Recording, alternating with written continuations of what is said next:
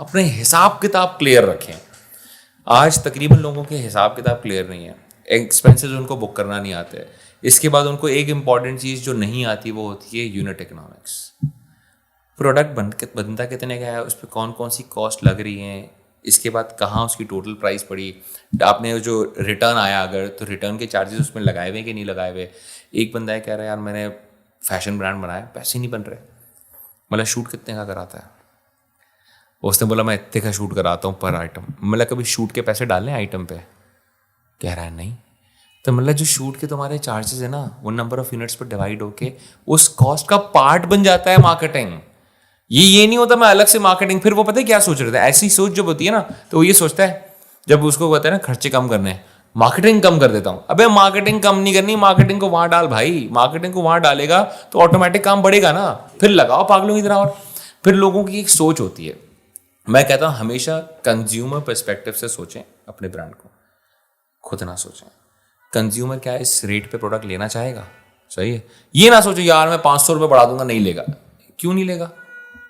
आप अगर राइट तरीके से बेच रहे हैं क्यों नहीं लेगा? तो यूनिट इकोनॉमिक्स आपके क्लियर होने चाहिए। एक एक ऐड अगर कॉस्ट आ रही है तो होता पता है क्या है, तकरीबन लोग कुछ कॉस्टिंग्स होती हैं जो मतलब जो कॉस्ट है वो डालते ही नहीं है। किस तरह की कॉस्ट नहीं डालते हैं?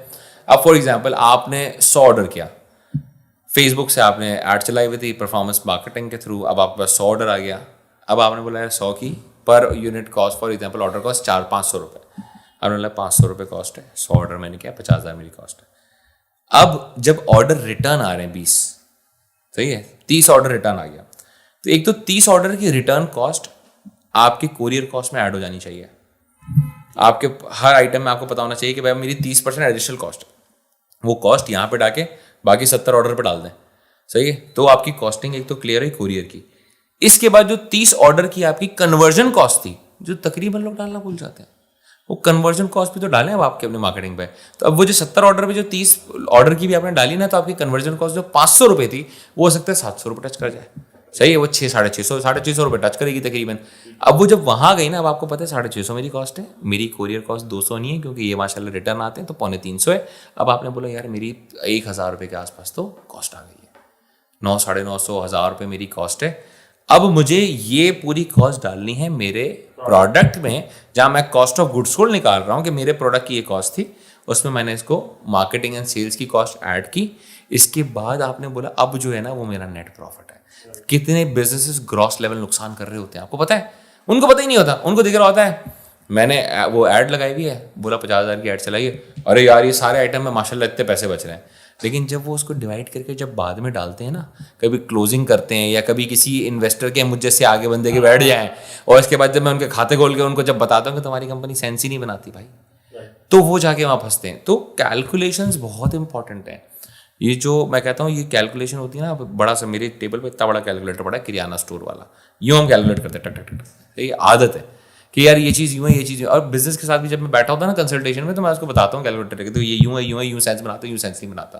तो हर चीज़ की प्राइसिंग कॉस्ट आप हर चीज़ को प्रॉपर कैलकुलेट करें, उसके बाद जाके आप प्रॉफिट में आ सकते हैं। एक्सपेंसेस को नैरो डाउन करें, कट डाउन करें। लेकिन ये जो आपका ये वाला एक्सपेंस है ना फाइनेंस का, इसको कंट्रोल करने का, मैंने जब बिजनेस बनाया ना पहली चीज़ पता है, वेबसाइट बनाने से पहले ERP बनाया था मैंने, कि जब मेरे पैसे जहाँ घूमेंगे, सबसे इंपॉर्टेंट क्या वो सिक्योर रहेंगे, क्या वो ट्रांसपेरेंट रहेंगे। आपको पता है कोरियर से जो बिल आते हैं ना लोग चेक ही नहीं करते। मैं कहता हूँ कोरियर के बिल चेक करो एक दफ़ा, आप देखें उसमें कितने उल्टे सीधे उन्होंने कांड किए हुए होते हैं। मेरे एक डेडिकेटेड बंदा बैठ के कोरियर का बिल चेक करता है कि भाई कोरियर ने जो चार्जेस बोले थे क्या उसने वो लगाए कि नहीं लगाए। कितनी दफ़ा ज़्यादा चार्जेस लगे होते हैं आपको पता है?